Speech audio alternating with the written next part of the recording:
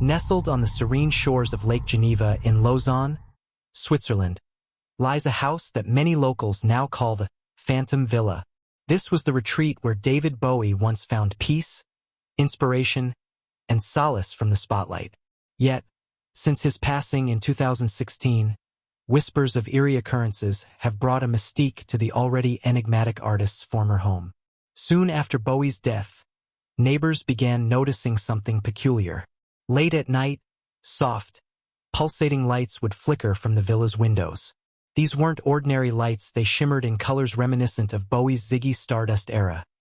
Electric blues, deep purples, and radiant reds. The phenomenon often spilled out onto the still waters of Lake Geneva, creating an ethereal, almost cosmic display. Locals, initially intrigued, dismissed it as faulty wiring or an elaborate prank. But when technicians inspected the home, they found no electrical anomalies or lighting systems capable of producing such effects. Perhaps more chilling was the music. Neighbors and passers-by claimed to hear Bowie's songs drifting from the house, often in the early hours of the morning. Strangely, these weren't recordings or performances available anywhere else. Witnesses described them as hauntingly unique, with lyrics they couldn't recognize and melodies that seemed otherworldly. One neighbor recounted a spine-tingling moment. "I was walking my dog past the villa when I heard Space Oddity. It wasn't playing like on a radio. It sounded as though someone was singing live. But there was no one there, just the empty house staring back at me." The villa's caretaker, who remained in charge of the property after Bowie's death, reluctantly shared his experiences. He revealed that the grand piano in the living room, once played by Bowie himself, would occasionally produce single, echoing notes late at night. Even more unsettling was a room Bowie had personally designed, affectionately dubbed the Room of Stars. This space featured walls adorned with celestial imagery and a skylight Bowie used to stargaze. The caretaker claimed that upon entering this room after dark, one could hear faint whispers, fragments of lyrics Bowie had written but never released. Over the years, journalists, fans, and paranormal enthusiasts have flocked to the villa, hoping to catch a glimpse of the unexplained. Some report feelings of profound calm and inspiration, while others leave shaken, describing an overwhelming sense of sadness. One fan, who sneaked onto the property, swore she saw Bowie's unmistakable silhouette by the window, gazing out at the lake. "It wasn't frightening," she said. "It was like he was still searching for something. Maybe a melody lost in the stars." Despite these accounts, the villa remains unoccupied, its windows dark and doors firmly locked. Some believe Bowie's creative spirit lingers, unwilling to leave the place where so many of his ideas were born. Others think the stories are merely the result of collective grief and admiration for a man who seemed almost otherworldly in life. In late 2018, a visitor arrived at the villa, shrouded in secrecy. The man, described by locals as tall and eccentric, wore a wide-brimmed hat and carried an old leather suitcase. He spoke to no one but spent hours pacing around the property, occasionally stopping to jot notes in a small black journal. That evening, after the man had entered the house, the lights returned. This time, however, they didn't merely flicker, they surged in vibrant, kaleidoscopic patterns, casting long, dancing shadows across the lake. Witnesses claimed the lights were accompanied by a faint, unearthly hum, like a song on the edge of memory. The visitor vanished the next morning, leaving behind only rumors. Some say they saw him leave with a bundle of papers. Others claim he was escorted by two unidentified men in dark suits. No one has been able to confirm his identity or purpose. Around the same time, a startling discovery was made. An archivist working on cataloging Bowie's personal belongings noticed something unusual. A folder marked "The Lausanne Tapes" had been logged in Bowie's inventory years earlier but was now missing. This was particularly strange because no one, not even Bowie's closest collaborators, had ever heard of such a collection. Speculation ran wild. Fans and conspiracy theorists alike began to wonder, could the missing tapes contain unreleased music? Or perhaps they were something else, experimental sounds Bowie had created during his more introspective years. When questioned about the tapes, Bowie's estate issued a cryptic statement. David was always experimenting, always searching for the infinite. Some things are meant to remain undiscovered. This only fueled the intrigue. Months later, a group of paranormal investigators gained access to the villa under the pretense of conducting a routine inspection. Equipped with cameras, audio recorders, and temperature sensors, they began their exploration. The house seemed eerily quiet, save for the faint ticking of an old grandfather clock in the main hall. But as they approached the room of stars, the air grew colder, and their equipment began to malfunction. Their cameras flickered, and one investigator swore she saw a shadow move across the skylight, though the sky was clear and empty. Inside the room, they found something unexpected: a small, spiral-bound notebook resting on the floor, its cover embossed with a golden lightning bolt. It wasn't a notebook that anyone recognized as belonging to Bowie, yet the handwriting inside seemed eerily similar to his. The investigators didn't have time to study the notebook. As they flipped through its pages, the lights in the house dimmed, and a low, resonant chord echoed from the grand piano downstairs. Panicked, they abandoned the notebook and fled the villa, vowing never to return. What happened next cemented the villa's reputation as a place of mystery. In the days following the investigators' visit, the haunting occurrences intensified. The lights now appeared nightly, illuminating the villa in a spectral glow. Boats on Lake Geneva reported hearing snippets of a song carried on the wind, lyrics unmistakably in Bowie's voice but in no known language. It was as if the villa itself had become an instrument, channeling something beyond human understanding. And then, just as suddenly as it began, everything stopped. The lights, the music, the whispers all gone. The villa returned to its former stillness. But the legend didn't fade. Those who dared to approach the house claimed they could still feel it, an almost magnetic pull, a quiet hum beneath the surface. It was as though the villa had entered a new phase, waiting, watching, holding on to secrets only it could understand. Don't forget to subscribe and like if you liked this story. In early 2020, a cryptic letter arrived at the Lausanne Historical Society. Written on aged parchment and signed with the initials DJ, it described vivid dreams of a house bathed in starlight, where melodies floated like whispers from another realm. The letter's author claimed to have visited the villa not in person, but in dreams that felt more like memories. The most unsettling detail? The dreams always ended the same way, standing in the room of stars, staring into the skylight as a voice, David Bowie's voice, whispered, "You'll find it beneath the waves." Historians dismissed the letter as a prank until an archivist noticed something uncanny. The handwriting matched a draft of a forgotten Bowie lyric sheet from the 1970s. The phrase, "beneath the waves," reignited speculation about Lake Geneva. Stories circulated of divers encountering strange currents near the villa's shoreline.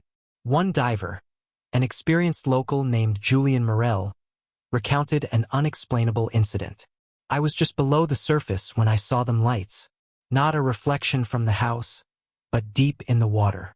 They pulsed like a heartbeat, drawing me closer. But as I got nearer, the lights faded, and my oxygen gauge started acting up. I surfaced as fast as I could, and I swear, for a moment, I heard music coming from below." Morel refused to dive in the area again. Rumors swirled about a sealed-off part of the villa, a place Bowie himself had reportedly forbidden anyone to enter. Blueprints of the house revealed nothing unusual: a storage room, small and unremarkable. Yet, those who worked in the villa claimed the door had no key and wouldn't budge, no matter how much force was applied. A journalist from a Swiss paranormal magazine tried to investigate further, bribing the caretaker for access. When she attempted to push the door open, she described an overwhelming sensation of being watched. Later that night, she returned to her hotel room and found a single piece of paper slipped under her door. Written in bold, jagged handwriting were the words, "You are not ready." She abandoned the story, but not before publishing her account of the incident. Later that year, the villa was quietly sold to an anonymous buyer. The only clue to their identity was the convoy of black SUVs that arrived one stormy night to remove several crates from the house. Witnesses claimed the crates were labeled with peculiar markings, including symbols that resembled alchemical glyphs. The new owner made no renovations and refused any public access to the property. Instead, the villa remained locked, shrouded in silence except for one chilling detail. Local fishermen began reporting that the lights on Lake Geneva had returned. But this time they moved beneath the surface, forming patterns too precise to be random. Some described them as constellations, while others swore they resembled sheet music. A final twist came from a peculiar auction held in Geneva. Among the items listed was a simple wooden music box, said to have belonged to David Bowie. Its description mentioned an unusual feature. It played a melody that no one could identify, one that never repeated itself exactly the same way twice. The box sold for an exorbitant sum to a collector who insisted on remaining anonymous. But when the auctioneer tried to deliver it, the buyer refused, claiming the music had changed. "It's not the same," the collector reportedly said. "It's asking questions." The box disappeared shortly afterward, and neither the buyer nor the seller could account for its whereabouts. Months later, a pirate radio signal began transmitting from somewhere near Lausanne. It played nothing but Bowie's music tracks sped up, slowed down, and warped into eerie, unrecognizable forms.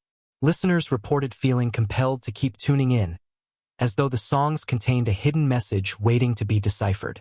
Then, on a cold winter night, the station went silent.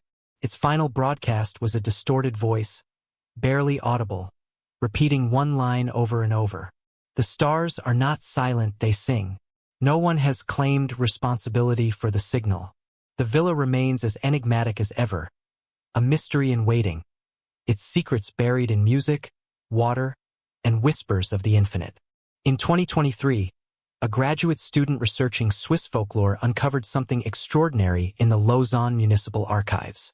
Among centuries-old documents was a single, misplaced cassette tape labeled Test 47 dB in faded ink.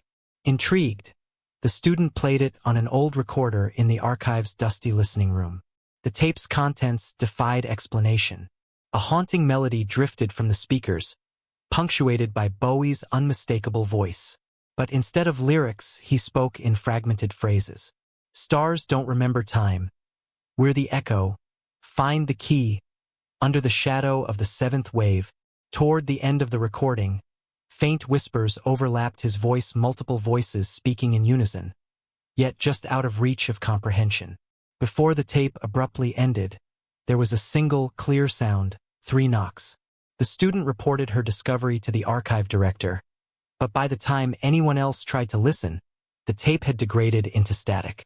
That summer, sightings of a mysterious figure walking near the villa sparked further speculation. Witnesses described the individual as tall, with shoulder-length silver hair and dressed in a glittering coat that seemed to shimmer unnaturally in the light. He carried what appeared to be a small, antique telescope, frequently stopping to gaze up at the night sky.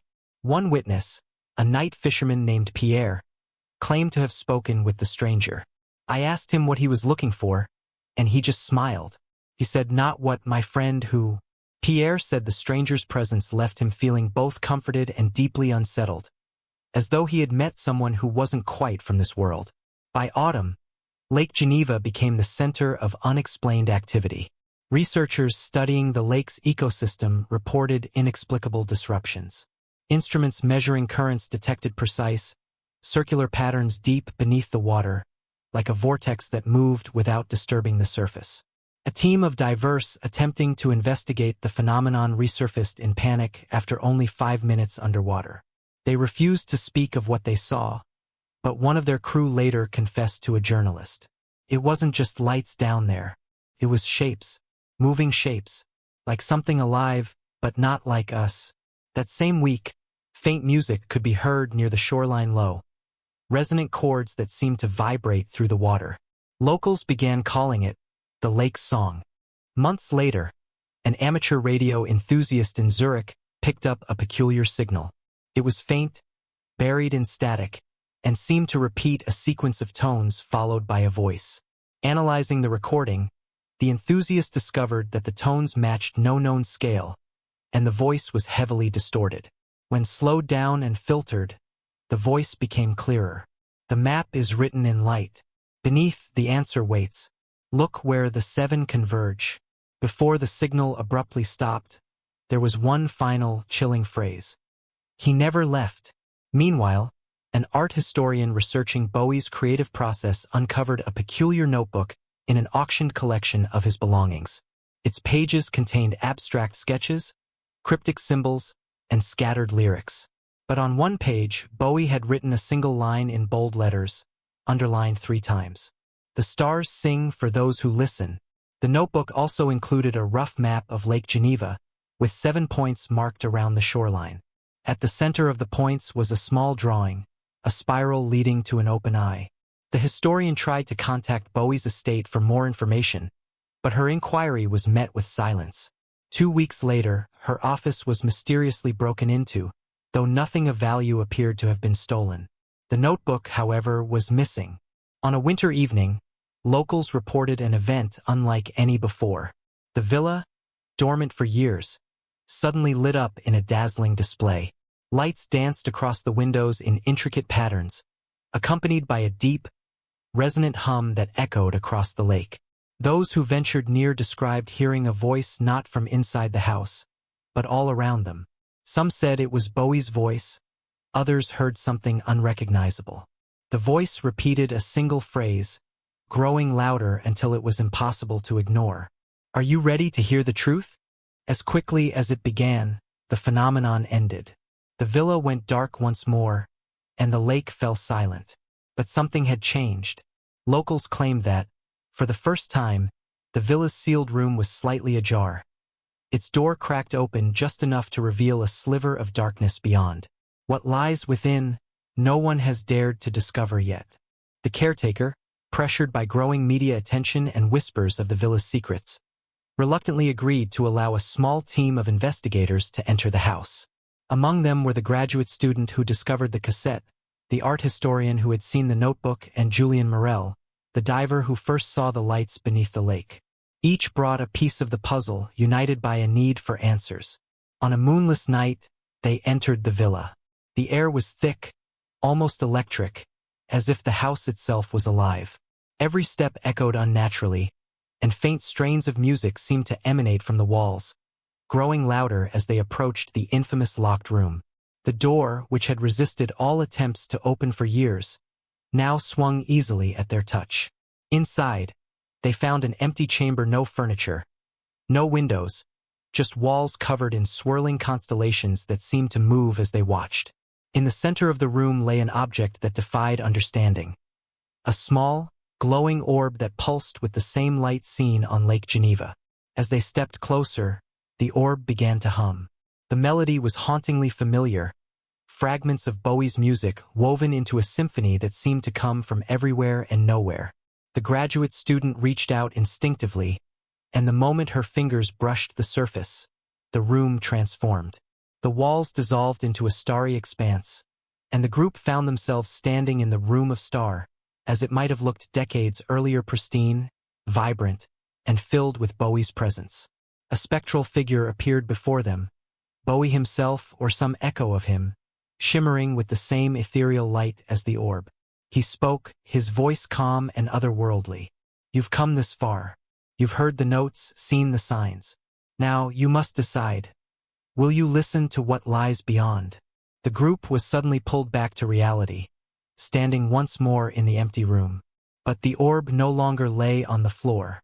Instead, it floated upward, piercing through the ceiling as if drawn by an invisible force. Outside, through the villa's windows, they saw the orb streak across the sky and dive into Lake Geneva, sending ripples across the water.